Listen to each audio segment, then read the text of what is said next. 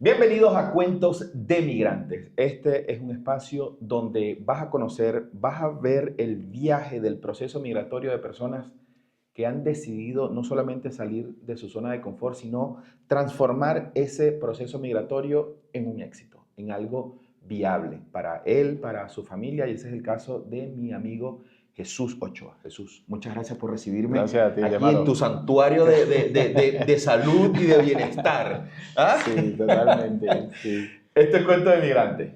Cuentos de Migrantes, el podcast con Ildemaro Solís. Jesús, muchas gracias nuevamente por recibirme aquí. Primero, a la gente siempre me gusta ponerlo en contexto. ¿Qué hacía Jesús y qué se dedicaba en Venezuela? Bueno, yo estudié comunicación social en la Universidad Santa María, Ok.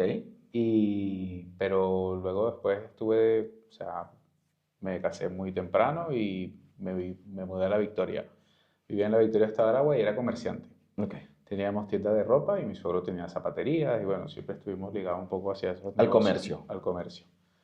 Y nada, pues la situación del país, yo me vine en 2010, o sea, no era una situación mala, Ujú. pero sí que a nivel de inseguridad y todo eso, pues sí que estaba la cosa un poquito fea, sobre todo ahí en la ciudad donde vivíamos, teníamos casos aislados, o sea, casos de gente cercana que no eran, o sea, era un dueño de una ferretería, un dueño de tal, porque le habían secuestrado un hijo y lo otro, y teníamos la posibilidad de venir a España y decidimos probar suerte y venirnos. Posibilidad de venirse a España, muy claro. Pero el clic cuando decimos, mira, ¿sabes qué? Nos tenemos que ir. ¿Cuál fue? ¿O fue una suma de cosas?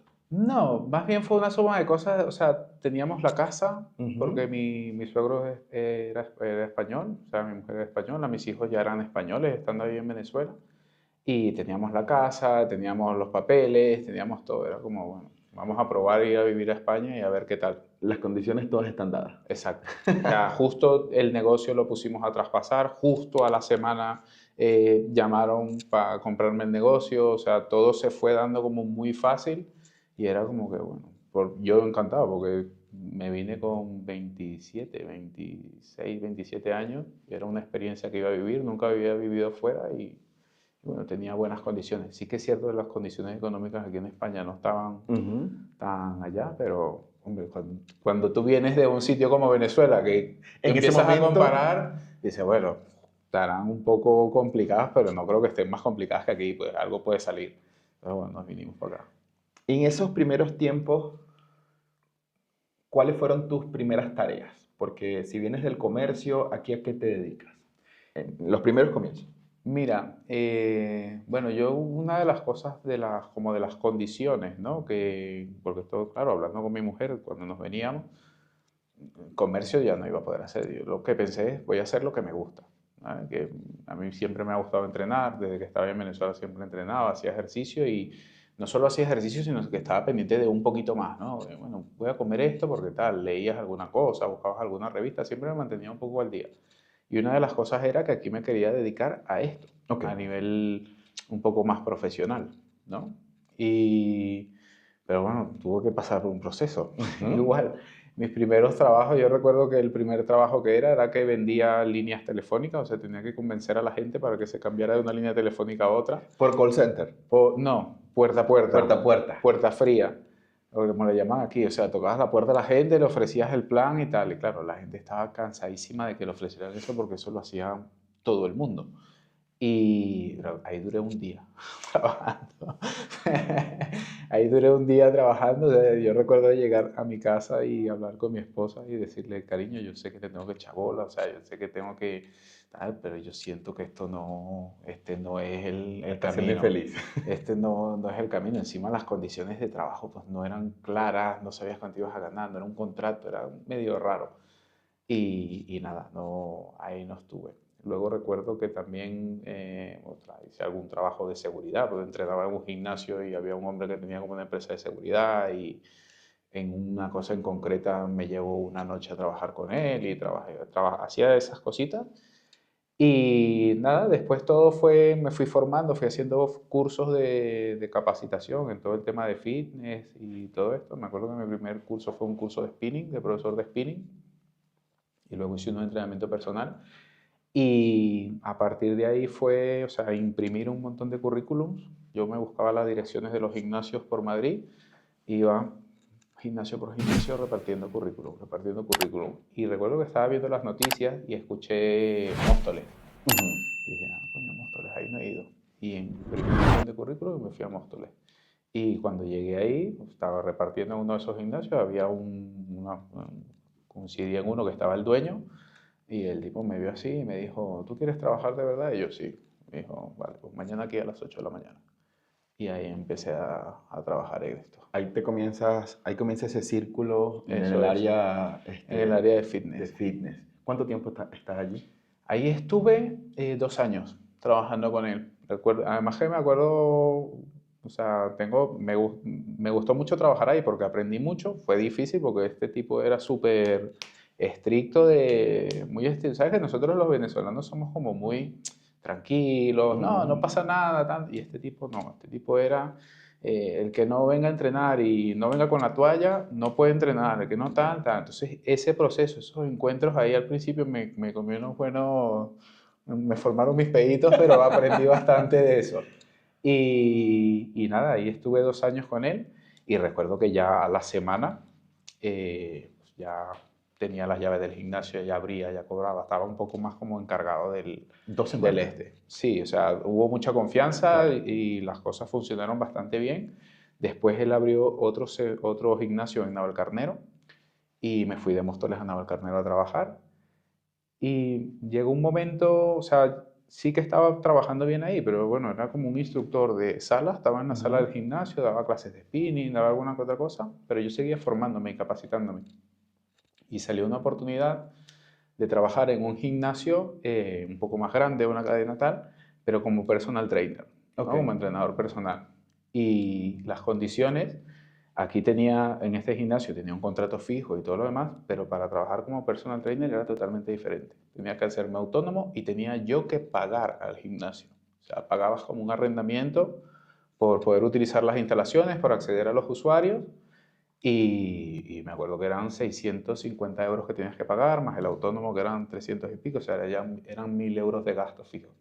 Y cuando yo se lo planteo a mi jefe, le digo, oye, mira que me voy porque voy a esto, tal, y me decía, pero tú estás loco, o sea, te vas a ir, mira cómo está la situación, tienes un buen sueldo porque ganaba bien dentro de eso, ¿no? Ganaba bien, ¿por qué te vas a ir? Si aquí estás tan bien. Y yo simplemente yo quiero ser personal trainer, o sea, aquí ya cumplí mi etapa, Bien. quiero seguir mejorando y yo lo veo, cuando donde otros veían como esa barrera de gastos, de no sé qué, yo lo que veía era posibilidad. Y decía, oye, bueno, me voy a un gimnasio donde hay 3000 personas. Con que le venda a 30, ya tengo ganancia. O sea, Claro. no lo veía como algo imposible y tiré para adelante y así fue. Y 30 es el menos del 1%. Menos del 1%, exactamente. Entonces, bien aterrizado el plan. Cuando ya empiezas a trabajar, ¿cómo fue la integración con la familia? ¿Qué tal fue la integración cuando llegan aquí a España? A ver, con nosotros cuando llegamos tuvimos mi hijo mayor, tiene ahora 23 años, él tenía 7, 8 años, por ahí. Estaba en tercero de primaria y le costó un poquito más. Bien, pero aquí sabes que los niños hacen, pues, antes de entrar a la educación primaria, primero, segundo y tercer grado, hacen como un infantil y siempre están más o menos como el mismo grupo. Y claro, él llegó en tercero y no era parte del grupo. Y encima en esa época no había tanto, o sea, no era tan común, ¿no? Ahora tú vas a cualquier colegio y ves venezolanos, De todo. marroquíes, tal, no sé qué. Ahí no. Ahí era un colegio público, pero a pesar de que era un colegio público tenías que ir con el uniforme, la mayoría eran gente, pues, españoles y tal, y le costó mucho integrarse. A él le costó mucho integrarse ese primer punto. Y luego, pues, nosotros teníamos, no, cuando llegamos en esa época, eran los dos niños, teníamos el mayor, que era el que estaba en el colegio, el pequeño que estaba en infantil, que se integró bastante bien porque entró de chiquitico, y mi esposa, pues, estaba aquí en casa atendiéndolos y todo lo demás, y yo trabajando, o sea, estábamos siempre ahí. Por ese lado, salvo ese momento de mi hijo, la integración fue buena. A mí me costó un poquito también, yo recuerdo de que cuando empecé a trabajar en el gimnasio, pues, me veía los deportes para tener tema de conversación en el gimnasio con que si el Real Madrid, que si el Atlético de Madrid, porque no tenía ni idea. Entonces, Claro. tú tienes que buscar cómo empatizar Eso con es integración. alguna forma, por lo menos abrir un poco el canal de comunicación para empezar a interactuar con la gente. Pero de resto siempre ha sido bastante bueno. En esa etapa de gimnasio, ¿cuál fue un momento complicado que recuerdes, que hayas dicho o te hayas cuestionado el hecho de haberte venido? ¿Existió? Existió más que todo fue al principio, cuando esa etapa de que estaba echando currículum y buscando trabajo, sí que me encontré con gente que me decían, bueno, no te damos el trabajo porque no eres español o a pesar de que hablas español, el acento era diferente. Ujú. Entonces ahí sí que me encontré con un par de cositas de estas y era como que yo decía como, bueno, tú te lo pierdes, o sea, me da Claro. igual, yo vengo a trabajar y lo voy a hacer lo mejor que pueda, si no me quieres contratar, no me contrates. Pero nunca fue algo que me surgió así, que me afectó de racismo ni tal, sino yo lo entendía que era como parte del proceso y siempre tuve claro como que, o sea, yo soy el que está viniendo de fuera, el que se tiene que adaptar soy yo, no ellos a mí, ¿no? Claro. Siempre uno va comparando, más si estuviera en Venezuela fuera tal, o esto en Venezuela, y no tenía nada que ver, ¿no? Ese chip yo lo cambié. Pero de resto, en ningún momento tuve la sensación de haberme equivocado ni haber hecho nada malo, porque más bien todo lo que sentía era como que estaba aprendiendo muchísimo más, o sea, estaba progresando muchísimo más, no solamente a nivel bueno, profesional, sino veía las cosas distintas, ¿no? Cosas que antes veía en Venezuela como, mira, me multaron llegando porque nosotros teníamos un Mercedes que era un poco antiguo, que era de mi suegro, Ujú. y yo iba en el Mercedes, iba con los audífonos puestos, escuchando música, y de repente me para la Guardia Civil y claro, me para el tipo y yo me quito el audífono, sí, dime. No sabía que no se podía conducir con los... Pero era una cosa que no sabía, Claro, no era claro. nada malo. Y claro, yo digo, coño, pana, es que yo no sabía tal. Igualito me metieron mi Venga. multa, o sea, y la otra vez me hace igual, una semana después, eso fue seguidito. Ujú. Iba con el teléfono y lo mismo, para un lado, multa. Entonces ahí entiendes como que vale, aquí las vainas no son así, aquí hay que ir un poquito más por la derecha, ¿no? Entonces, estaba como aprendiendo un poco esas cosas, teniendo esa visión de cómo tú ves las cosas en esa época allá en Venezuela, era todo, bueno, tengo un amigo que te hace no sé qué, tengo un amigo que te puede sacar la cédula, tengo un amigo que puede no sé qué. Aquí era como diferente. Aquí fui a sacar mi DNI o mi documento y me dieron mi cita, no tuve que pagarle a nadie, todo fue rápido, todo fue no sé qué. Entonces, ese proceso me gustó. Digo, estoy aprendiendo algo diferente. Cuando a medida que me iba profesionalizando y que me iba formando, veía que no solamente que podía vivir de ello, sino que podía vivir bien de ello. Exacto. Ahí, por lo menos la sensación que yo tenía cuando vivía en Venezuela era como que tienes que trabajar, te tiene que ir bien porque, coño, tienes que pues, tener para mantener Ujú. ahí, o sea, para mantenerte bien. Y aquí veía como, bueno, siendo entrenador puedo vivir bien, es una profesión respetada, o sea, Ujú, ujú. no estaba ni mal visto ni nada.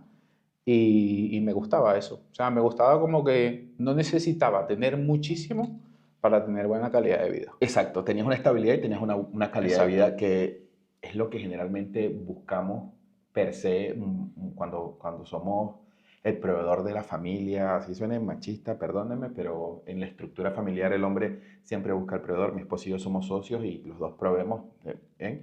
Pero cuando uno establece un proyecto necesita sentirse seguro que la familia va a tener la calidad de vida y es lo que tú dices y concuerdo contigo.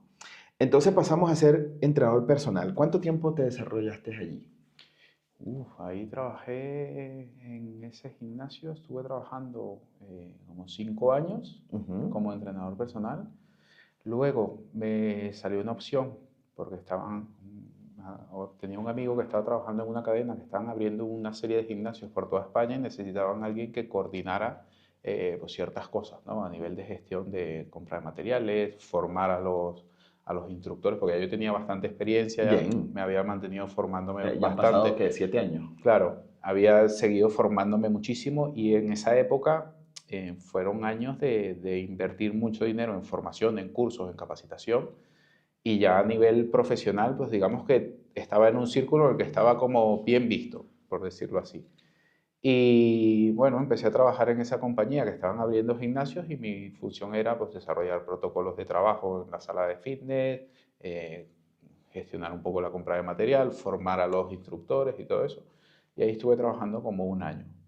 Pero ese trabajo, donde fue el único parte, o sea, en el gimnasio en principio, y ahí fue las únicas veces que trabajé como por cuenta ajena, o sea, Ok. que tenía un contrato. No me gustó nada como el trato, Ujú. o sea, habían cosas que no tenía por qué hacer, que me obligaban a hacer. Entonces, nunca me gustó eso. Total que al final tuve ahí como 6 meses, lo dejé y volví otra vez como entrenador. O sea, que de entrenador personal tengo desde el año 2011 hasta nada, hasta después de la pandemia que decidí dejar el otro gimnasio donde estaba. Y ya te dedicas, desde allí te dedicas a tu proyecto.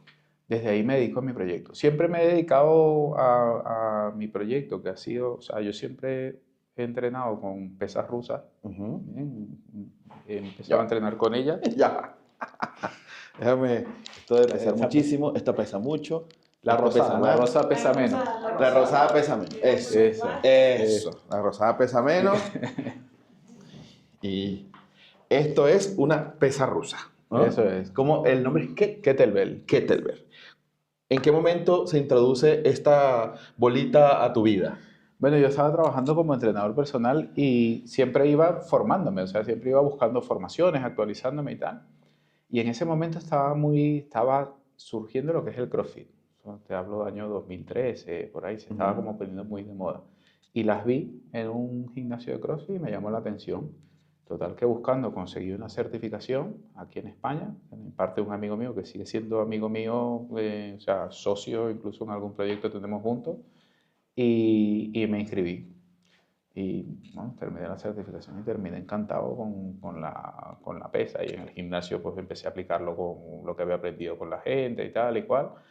Y a partir de ahí, en esa época que empezaba Facebook, Instagram también estaba saliendo ahí un poquito, todo el contenido que yo iba subiendo era un poco relacionado a esto. ¿Vale? Entonces, siempre digamos que en relación con el entrenamiento, siempre he tenido esa relación con el entrenamiento, pero mucho más en el trabajo con esto. Entonces, a medida que me iba formando, que iba coincidiendo con un círculo de gente que se iba formando conmigo, que se fueron desarrollando igual a nivel profesional, pues yo me iba como etiquetando, me iban como etiquetando como la Ujú. persona que trabaja con kettlebell, con las pesas. Este es el hombre de la Kettlebell. Exactamente. Y claro, yo fui integrando todos esos conocimientos también a esto y eso me ayudó un poco a posicionarme en un punto en el que, bueno, era como que sabía de lo que, o sea, que sé de lo que hablo y era como Tengo una una autoridad en referencia. esto, claro. Exacto, me empezaban a preguntar, oye, ¿dónde puedo comprar una kettlebell? ¿Qué opinas tú de este ejercicio? Jesús, ¿puedes venir a hacer un workshop de 3 horas con nosotros aquí para que enseñes a los chicos a utilizar la kettlebell? ¿No? O fui a alguna escuela, algún TAFAT también a dar alguna mini formación. Entonces, a partir de ahí, pues me fue quedando esa etiqueta y nada, fue una cosa con el tiempo ha surgido por ahí. ¿Y en qué momento, porque tienes logros deportivos con respecto a Mm. esto? ¿Cómo lo enlazas? ¿Cómo empieza esa representación deportiva de competencias de esto? Bueno, con la misma persona que hice el curso, mi primer curso, cuando terminabas el curso, ellos te daban la opción de volver a repetir el curso cuando quisieras, sin pagar nada, o mandarles videos para que te corrigieran y tal. Y yo seguí mandando videos, yo, mira, mano, mírame esto ahí, a ver qué tal me sale, o tal, el tipo veía que yo siempre estaba entrenando, y me dijo, eso fue por ahí como en 2014, 2015, me dice, mira, nosotros vamos a competir en Francia a un Open que se va a hacer, y pues, tú tienes, se ve que te gusta y tal, si te quieres preparar, vente con nosotros. Y ese fue mi primer contacto, ¿no? Empecé como a prepararme para ir a competir con ellos y total que estuvimos en Francia, de hecho esa competición la gané también y a partir de ahí fue como siempre estuve un poquito ligado a ese tema de la competición, con la que me gustaba bastante y siempre tenía miras sobre todo con miras también de darlo a conocer ahí en Venezuela. Tengo Ok. un amigo que está en Venezuela también, que me veía competir, de hecho vino aquí a visitarme Y cuando estuvo aquí visitándome, pues le enseñé un poco a trabajar con la pesa, le enseñé los agarres, le enseñé tal, y él siguió haciendo cosas. Y curiosamente, en esa época yo agarré también una representación de esa federación en Venezuela. Y se organizaron algunos eventos allá, un par de eventitos a través de mi amigo que se llama Celso Gamboa. Y a partir de ahí fue, bueno, seguir tirando ¿Ya hay una adelante. federación de kettlebell en Venezuela? No hay una federación, en ese momento había una representación de esa federación, o sea, es una federación mundial y yo tenía una representación porque se estaba creando, ¿no? Esto es un deporte al final muy nuevo, no es tan antiguo, y yo tenía una representación para hacerlo en Venezuela. ¿No? Entonces yo contacté con un Eso amigo allí, que vamos tenía, yo contacté con mi amigo, tal, y se organizaron unas competiciones, tal, pero luego eso se quedó ahí, no seguimos siguiendo, o sea, tirando con la parte de la federación. Pero sí que hay gente ya en Venezuela que lo está ¿Qué lo haciendo. está haciendo? Ok. ¿Has tenido representación? ¿Has representado a Venezuela en esto? ¿Cuáles han sido los mayores logros que has tenido en las competiciones? Sí, bueno, fui en el año 2023, fui a mi primer mundial, pero no fui como Venezuela, porque yo estaba metido con la federación, con la Asociación Española de Levantamiento con Kettlebell, y fui como España, ¿no? Me dieron la oportunidad de ir al mundial y como estaba en la asociación, pues tenía que ir representando Había intentado ir como Venezuela, pero sí que al estar metido dentro de la federación, por decirlo así, decía, no puedes estar federado aquí y competir allá. O sea, no tiene lógica. Entonces, en ese mundial competí por España, por tener un poco la experiencia, por verlo, por tal, y me fue bien, ahí quedé de tercer lugar. Bien. Y luego, el año siguiente, pues me fui de la federación porque ya creo que quería empezar el proyecto, hacerlo con Venezuela. Y el año pasado sí que competí en el Mundial en Italia y quedé primero en mi categoría, en una categoría amateur, con 24 kilogramos, pero quedé primer lugar. Qué bueno. ¿A qué edad tienes actualmente? 43. 43 años, campeón mundial. Gente pensaría que a los 43 años, bueno, ya hice muchas cosas, no hay cosas por hacer y te felicito enormemente. Gracias. Estar conversando con un campeón mundial, ¿ok? Y que represente a nuestro país, Venezuela, porque eso es parte de, ser venezolano y de ir incentivando lo que es nuestro y que hayas pensado siempre, bueno, esto no está en Venezuela, vamos a hacer una federación, no me queda más que felicitarte, porque es que me parece una acción loable, porque mucha gente cuando salimos de Venezuela comienza un proceso de como un rechazo, o sea, no quiero saber nada de allá, y que hayas tenido ese enganche es completamente admirable. ¿Okay? Y bueno, si tú me estás viendo hasta este momento y no te has suscrito, te pido por favor te suscribas, nos comentes qué tal la conversación con Jesús, lo que le quieras preguntar, usted lo comenta allí, que yo se lo hago llegar en las redes sociales, voy a dejar todos sus contactos también. Jesús, hoy día tenemos un proyecto sólido, te veo muy movido en las redes sociales, mi amigo Alfredo, coproductor de este podcast, eres como su superhéroe, literalmente, ¿ok? Que en estos días le dije, coño, me tienes mamado del tipo. Le dije, literalmente, me tienes mamado del tipo, tengo que conocer a este pana porque, coño, es su superhéroe.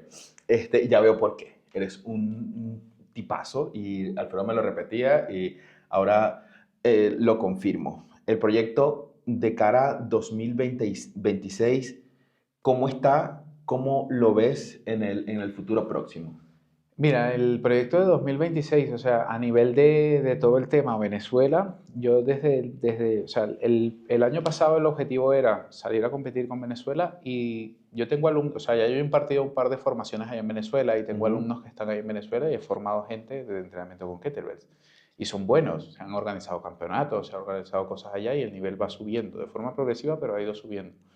Y el objetivo del año pasado era competir como Venezuela, pero más que todo era para que la gente de allá viese que hay una posibilidad de ir a un campeonato mundial, de que puedes salir, puedes conocer gente de fuera, competir. Como es un deporte relativamente nuevo, pues, coño, no es como destacar en el fútbol, que Sí. tienes que ser arrechísimo para estar Sí, ahí. totalmente. Y puedes, si te esfuerzas un poco más, puedes llegar, ¿no? Y el proyecto del 2026 pues, es intentar traer más gente para que vengan a competir como un equipo venezolano y bueno, intentar hacer algo ahí en el Mundial, o sea, estar ahí presente en el Mundial. En este momento, ¿cuántos alumnos tienes activos que están formándose contigo, que están cambiando mucha estructura de su vida hacia lo saludable y a través de este entrenamiento? En general, en Ujú. todos, pues por lo menos unos 100 y pico, no sé. ¡Qué No mucho, pinga! sí. Ahora hablemos de el beneficio de entrenar con esto. Para estas personas sedentarias, a mí me cuesta mucho arrancar el ejercicio. Para ir cerrando un poco también. eh, el beneficio de comenzar este mundo con las kettlebell, a diferencia del gimnasio convencional, ¿cuál sería? El principal beneficio es que lo puedes hacer donde quieras. O sea, puedes tener un par de kettlebells en el salón de tu casa y ahí puedes entrenar fácilmente, ¿no? Tiene un proceso que, pues, tiene una curvita ahí de aprendizaje que tienes que aprender a utilizarla a nivel técnico, pero principalmente es eso, ¿no? Todo el tiempo que inviertes en ir al gimnasio, pues si tienes que desplazarte 15 minutos para ir, 15 minutos para volver, ya es media hora, entre que te cambias, entrenas, tal, pues igual te quitas un par de horas del día de invertirlas en ir al gimnasio teniéndolo en casa, ¿no? Y luego que es un trabajo que yo lo llamo como fuerza útil, ¿no? O entrenamiento para la vida, porque no es una cosa que sea únicamente a nivel estético que se va a notar, ¿no? No tienes que estar siempre papeado y vaina cuadrado, sino que te da mucha salud a nivel articular, te da buena resistencia a nivel cardiovascular, lo puedes hacer cuando quieras, no hace falta que entrenes todos los días, sino que a lo mejor con que lo hagas 3 veces por semana ya tienes alguna, o sea, ya vas a ver beneficios y sobre todo es la posibilidad de entrenar donde quieras. Te vas de vacaciones, o sea, yo voy de vacaciones, me llevo unas cuantas kettlebell más, ¿no? Yo me llevo 4 o 5 kettlebell, unas masas, o sea, va el carro full de peso, pero vamos, que lo puedes llevar donde quieras, ¿no? Para entrenar. Si eres entrenador y estás empezando, yo qué sé, si yo hubiese sabido utilizar las kettlebell cuando llegué aquí como inmigrante, hubiese agarrado 3, 4 pesas y me pongo en un parque a entrenar y algún cliente engancho por ahí y le puedo empezar a entrenar, ¿no? Totalmente. Si eres entrenador, Y puedes maneja entrenar todo el cuerpo, o sea, te entrena todo el entrenas cuerpo. todo el cuerpo con ella, sí. Es una simple pesa y con los ejercicios que se hacen son enfocados en mover todo el cuerpo. Brother, esta conversación ha sido para reafirmar lo que ya en el podcast Cuentos Migrantes he podido ver con muchísimas historias de personas que soy comerciante, soy empresario, me dedico a hacer dinero y cuando llego aquí es la oportunidad de hacer algo que me apasiona hacer. Veo que Exactamente. fue así, o sea, Sí. no voy a seguir en esto, sino que creo que tengo la oportunidad de volver a hacer algo y eres el ejemplo de eso y me encanta. Pregunta que es recurrente en este podcast. Toda esa decisión, cuando se tomó esa decisión, ya llevas 15 años aquí, todo lo que se ha recorrido, ¿ha valido la pena para ti, para tu familia, ese cambio que hicieron?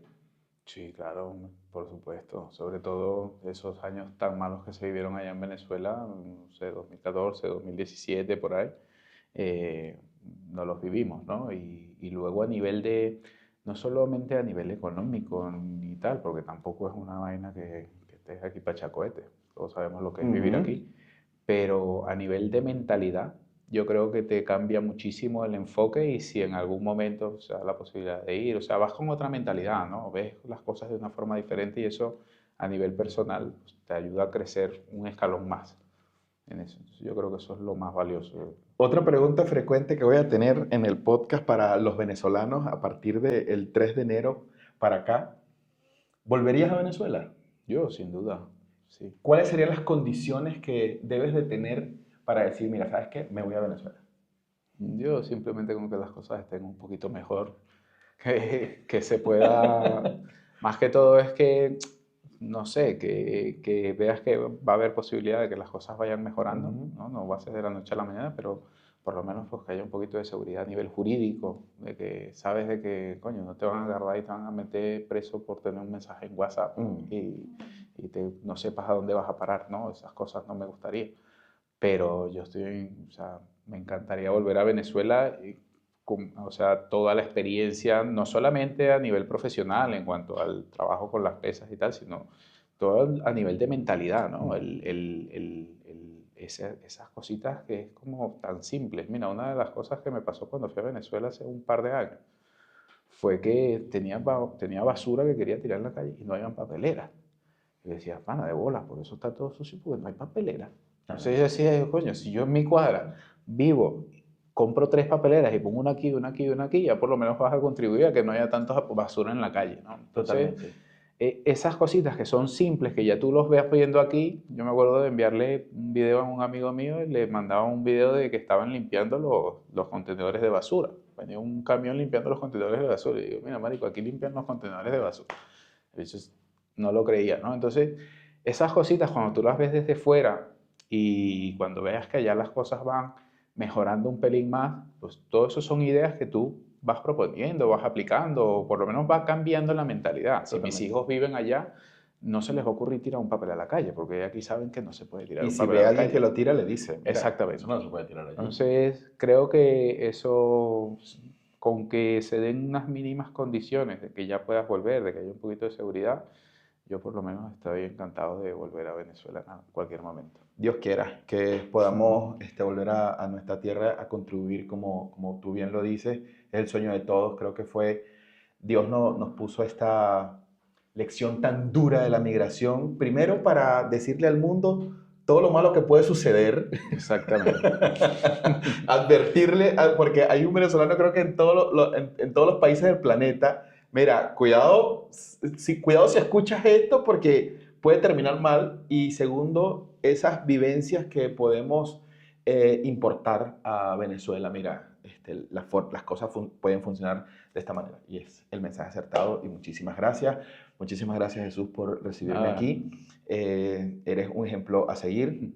43 años, campeón del mundo y que vengan otros campeonatos. Me parece fenomenal. Y bueno, muchísimas gracias. Y me despido.